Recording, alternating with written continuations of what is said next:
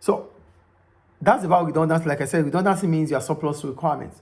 But as soon as you are being made redundant, you'll be paid compensation for letting you to leave the job when you are not supposed to leave. So how do businesses come about the workers that they have to make redundant? Because you must not make a mistake by making an effective or efficient worker to be redundant, because you are making them redundant because you feel they cannot add value anymore. Yes. That's why you are making them redundant. So you have to be sure when it comes to redundancy. So that takes us to which workers to make redundant. There are factors that said the following factors help a business to decide which worker to be made redundant and which to retain. 1, some workers may volunteer and be happy to be made redundant because they may have another job they can go to. They want to retire early, or they want to start their own business.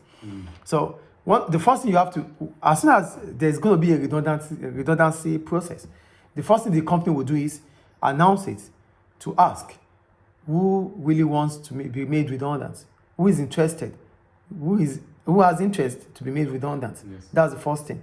So the company will propose to you, and it is open for anyone, so as they won't make those that still want to work stop working.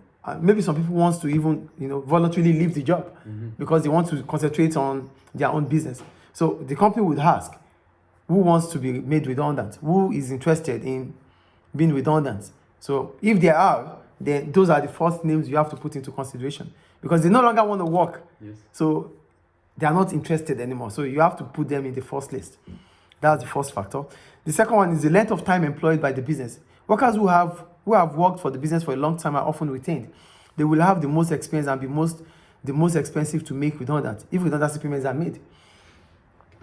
The redundancy payment is based on the number of years you have worked.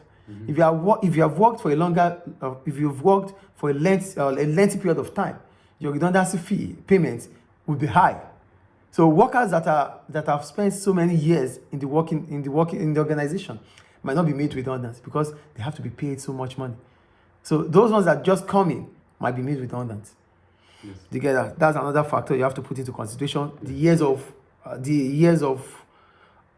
they have spent in your organization.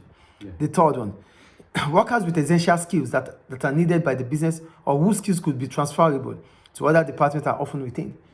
You have to check workers that have special skills, that no matter what happens, you will still need them, or those that are multi-skilled, that you can still take to other departments that will be useful in other departments. You don't make them redundant. You retain workers like that because they are difficult to find. Employment history of the worker, whether they have a good or poor attendance, punctuality, or appraisal record. So you have to now check their track records. What is their track record?